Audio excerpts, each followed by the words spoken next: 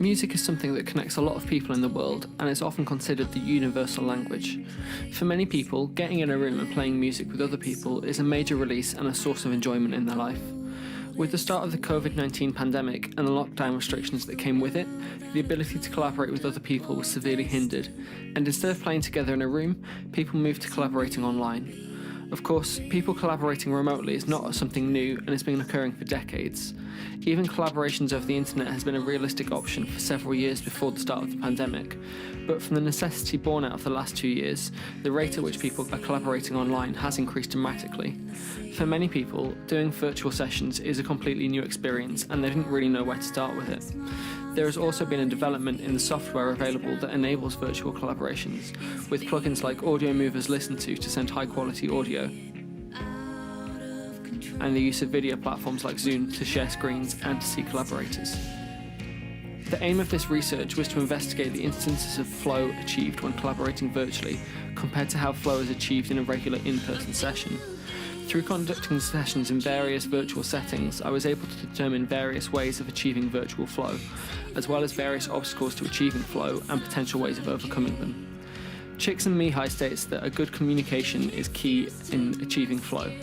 And so a lot of the research in this project was focused on ways to communicate effectively in a virtual setting. When working remotely, non-verbal cues are harder to pick up on through a video or non-existent in text-based communication. Using multiple methods of communication simultaneously can create a close approximation to in-person communication. The sessions were conducted with 2 artists, one based in Brighton and one based in Cleveland, Ohio in the States, whilst I was acting as the producer working from London. We did both non-synchronous and synchronous collaborations, as well as combining the methods to work in a hybrid fashion. Over the course of the research, we made 5 songs, fully mixed and mastered, all while never actually meeting in person. We experimented with a variety of technologies and software to enable different types of interaction in the process.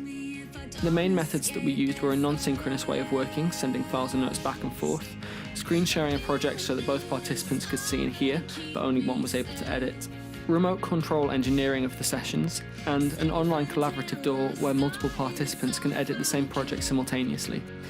The various methods had differing levels of success, and the online door in particular didn't really meet the needs of professionalism required for a professional release and this project, but could definitely be a good option for amateur music makers wanting to collaborate remotely.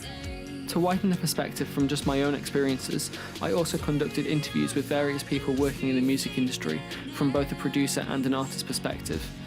These interviews were really interesting and insightful, and I was able to use the findings to inform my own practices in the rest of the research. Whilst I didn't create a definitive blueprint of how to collaborate virtually, I did make some guidelines of places to start when doing virtual collaboration. Through the research, I was able to show that there are various ways of recreating in-person group flow in virtual settings, and that as a secondary part of this, it's possible to create a high standard of music whilst never meeting your collaborators in person. Certainly, my own process in collaborating virtually has changed a lot throughout doing this research. There are things that I would like to see to make it even better, such as the DAW developers integrating some of the collaboration methods used in this project directly into the DAW, so that you don't need to use multiple applications simultaneously. Indeed, there has been some movement on this front already, with Steinberg developing VSD Connect, although it is for Cubase only. Virtual collaboration is definitely a realistic option for making professional sounding music, and it's no doubt here to stay, and I'm excited to see where music creation is going next.